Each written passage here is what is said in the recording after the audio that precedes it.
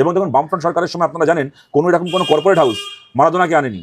মারাদোনাকে এনেছিলেন এখানে শ্রমিক লাহিড়ী, আমাদের পার্টির নেতা সুভাষ দা, সেই সময় ক্রীড়ামন্ত্রী, তিনি সাহায্য করেছিলেন। কিন্তু আপনি দেখান তো, আপনাদের 24 ঘন্টা চ্যানেল তখন ভালো মতো করেছিল, আমার মনে আছে মোহনবাগান মাঠে যখন মারাদোনা গেছিল সেই অনুষ্ঠানটার এক্সক্লুসিভ সম্প্রচার 24 ঘন্টা করেছিল, আপনাদের কাছে সমস্ত ফুটেজ রয়েছে, দেখান তো গোটা মারাদোনার ট্যুরে কি বুদ্ধদেব ভট্টাচার্যের মেয়ে, কোথায় সুভাষ চক্রবর্তীর ছেলে, কোথায় মানব মুখার্জির মেয়ে, গৌতম দেবের ছেলে, একজন সিপিএমের একজন মন্ত্রীর একটা বাড়ির লোককে আপনারা দেখান তো দেখি মারাদোনার কোলে উঠে ঘুরছিল, মারাদোনার পাশে দাঁড়িয়ে দাঁতবার করে ছবি তুলছিল। একটা আপনাদের ক্যামেরা তো আছে, আপনাদের তো ক্যামেরা রয়েছে।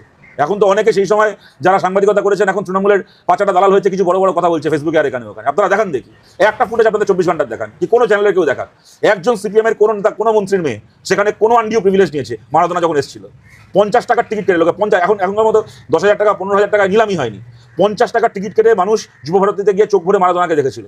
মোহনবাগান মাঠ থেকে শুরু করে মারাদোনাকে মানে মাদার হাউসে মিশনারি সোসাইটিতে গেছিলেন, জ্যোতিবাবুর বাড়িতে গেছিলেন, ইন্দিরা ভবনে, মানে সরকার থেকে উদ্যোগ নেওয়া হয়েছিল যাতে মহেশতলা স্টেডিয়াম উদ্বোধন করেছিলেন, সরকার থেকে উদ্যোগ নেওয়া হয়েছিল যাতে বেশি করে মানুষ আরো মারাদোনাকে দেখতে পারে। গরিব ছেলেমেয়েরা, ফুটবল গরিব মানুষের খেলা, ফুটবল সাধারণ মানুষের খেলা।